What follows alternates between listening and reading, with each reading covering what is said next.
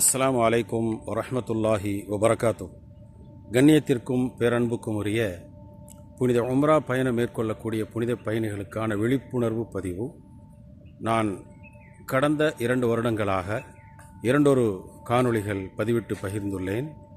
புனித உம்ரா பயணம் செய்யக்கூடியவர்கள் 2 அம்சங்களில் முக்கியமாக கவனம் செலுத்த வேண்டும். ஒன்று, நாம் பயணிக்கக்கூடிய நிறுவனங்கள் நம்பகமானதா, அனுபவம் உள்ள நிறுவனமா என்பதை நாம் நன்கு புரிந்து நம்முடைய முன்பதிவுகளை மேற்கொள்ள வேண்டும்.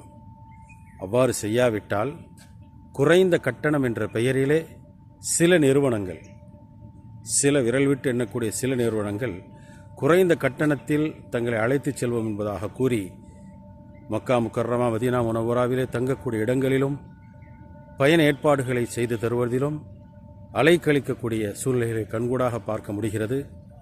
மீண்டும் எச்சரிக்கையாக சொல்கிறோம், குறைந்த கட்டணத்தில் நிறைவான சேவை என்று விளம்பரப்படுத்தி இங்கு அழைத்து வந்து அலக்களிக்கின்றார்கள்.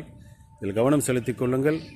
குறைந்தது நடுத்தரமான ஒரு சேவை வேண்டுமென்றால் குறைந்தது 85,000 முதல் 90,000 வரைக்கும் கட்டணம் இருந்தால் ஒரு நடுத்தரமான நல்ல ஒரு சர்வீஸ் பார்க்க முடியும்.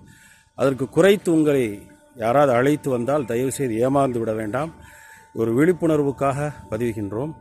குறைந்த கட்டணத்தை வாங்குவதால் ஏற்படக்கூடிய அசௌகரியங்கள் என்னவென்றால், பயண ஏற்பாடுகளே குறை வைத்து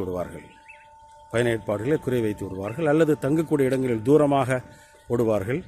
சில நேரங்களிலே மதீனத்துல் முனவ்வராவிலிருந்தோ அல்லது ஜித்தாவிலிருந்தோ பஸ்ஸில் பயணம் செய்து ரியாதுக்கு சென்று அங்கிருந்து தாயகம் திரும்பக்கூடிய நிலைகளெல்லாம் ஏற்படும்.